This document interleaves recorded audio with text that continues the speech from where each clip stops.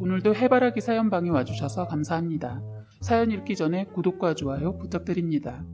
저희 가족은 부모님과 오빠 하나에 언니 5 그리고 막내인 제가 있습니다. 저는 막내로 태어났지만 남아선호 사상이 워낙 강하신 저희 부모님은 늘 오빠가 우선이었고 저희 딸들은 안중에도 없었습니다.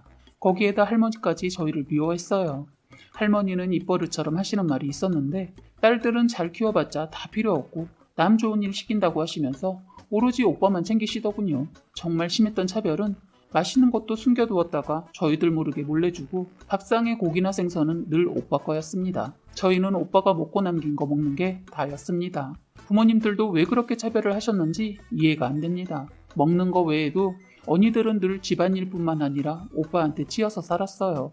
언니들은 공부도 잘했는데 할머니는 그것도 못마땅해 하셨다고 합니다.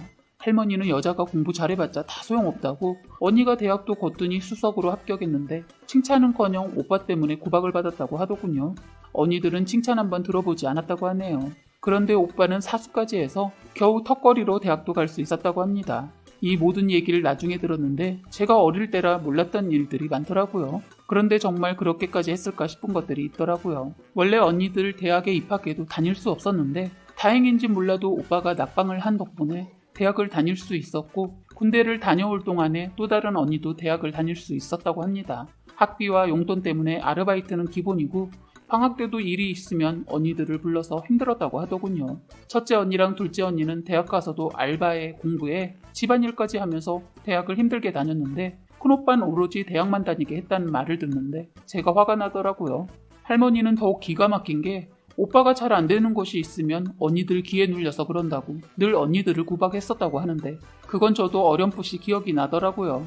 제가 기억하는 것보다 더한 차별과 구박을 받고 자랐더라고요. 그러면서 언니들은 저보고 너는 그나마 괜찮았지 않았냐고 하는데 전혀 그렇지 않았습니다. 막내라고 이뻐해 주기는커녕 정말 제대로 구박받은 사람 중에 한 사람이었습니다.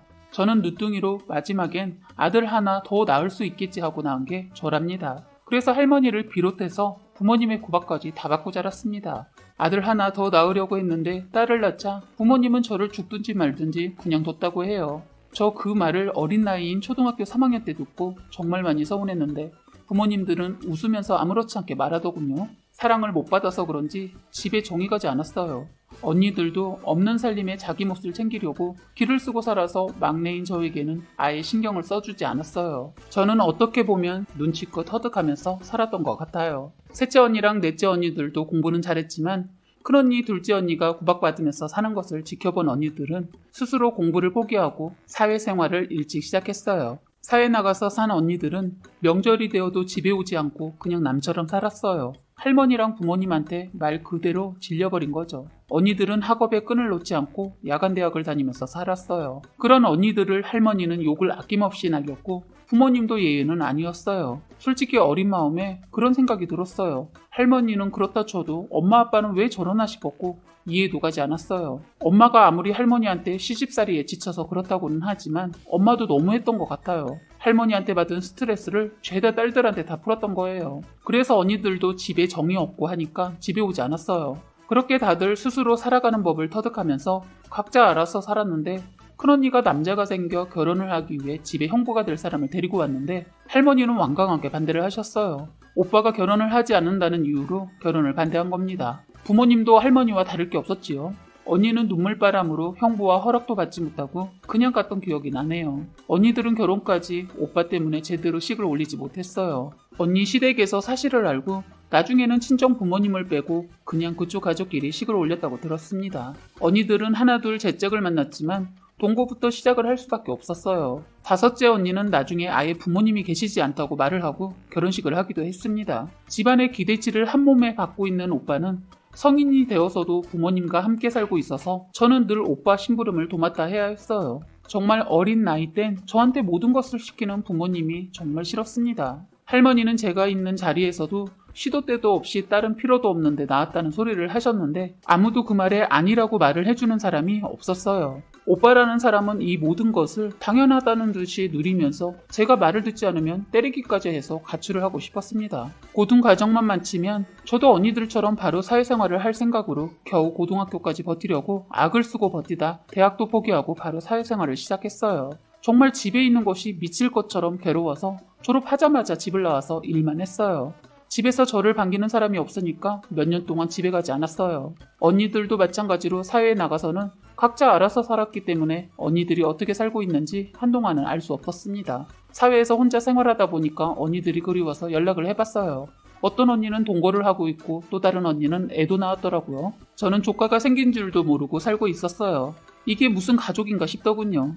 애를 낳고도 친정에 알리지 않은 언니들의 얘기를 듣는데 언니들이 왜 이렇게 집에 오지 않은 데에는 이유가 있었어요. 그러고 보니까 언니들이 처음부터 집에 오지 않은 것은 아니었어요. 첫 월급 탔다고 집에 오면서 선물도 사오고 했는데 할머니랑 부모님들은 반가워하지도 않을 뿐더러 대견해하거나 고마워하지도 않았던 것 같아요. 몇 번 그런 것을 겪은 언니는 언제부터인가 선물은커녕 용돈도 드리지 않았다고 해요. 언니들은 그렇게 집에서 멀어지게 되었고 가정을 이루고 살면서 결혼도 하지 못한 것은 그 오빠라는 인간 때문이었어요. 떡하니 결혼도 하지 않고 버티고 있으니까 언니들은 결혼을 하고 싶어도 할 수 없었던 거죠. 다행인지 언니들은 시댁을 잘 만나서 정말 대우받고 살고 있더라고요. 누가 보면 친정 부모하고 시댁 부모가 바뀐 것 같았어요. 큰언니는 좋은 대학도 나왔지만 시댁에서 도움을 주어서 회사도 운영하고 있고 형부도 좋은 분이셨어요. 얘기를 하다 보니까 아직까지 저희 부모님을 한 번도 뵙지 않은 형부도 있고 몇 번 갔다가 문전박대를 당한 형부도 있더라고요. 언니들 통해서 들은 얘기인데 오빠라는 인간은 결혼할 여자를 잘못 만나서 부모님의 재산 반 이상을 날려먹었다고 들었어요. 다시 만난 여자는 이혼녀라고 하더군요. 그런데 애까지 딸린 여자라서 할머니가 반대가 심하다고 들었어요. 언니들이나 저나 결혼을 하기 위해서는 오빠라는 인간이 가야 하는데 상황으로 봐서는 몇 년은 더 있어야 할 것 같았어요. 할머니는 친정엄마보다 더 정정하셔서 아무래도 오빠 결혼하는 거 보고 돌아가실 작정을 하셨는지 엄청 건강하시다고 하더군요. 오빠를 제치고 막내인 제가 먼저 시집을 간다는 말은 시도 먹히지 않을 거 뻔해서 말도 하지 않았어요. 사실 저도 오래전부터 결혼을 생각하는 남자가 있었지만 집에 인사를 시키고 싶지 않아서 결혼을 미루고 있었거든요.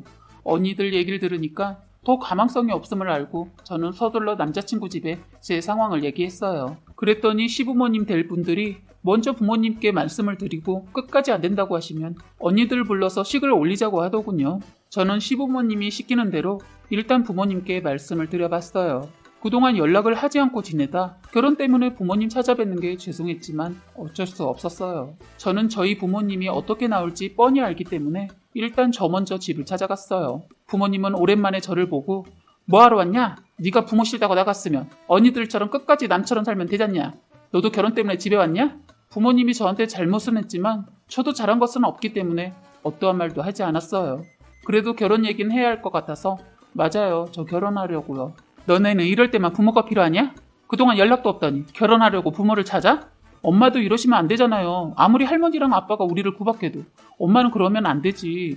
우리가 어디에다 정을 붙이고 살겠어? 눈만 뜨면 딸이라고 구박을 받는데 누가 집에 붙어 있으려고 하겠냐고. 언니들이 겪는 거 볼 때 그땐 잘은 몰랐는데 내가 겪어보니까 정말 힘들었을 것 같아. 그나마 난 막내라 존재 가치도 모르고 커서 그런지 언니들이 받았던 취급까진 받지는 않았지만 나도 오빠 때문에 얼마나 힘들었다고. 다들 없을 때 오빠가 얼마나 많이 때렸는데 그건 모르지? 나도 참을 만큼 참다가 겨우 버티고 이 집을 나간 거라고.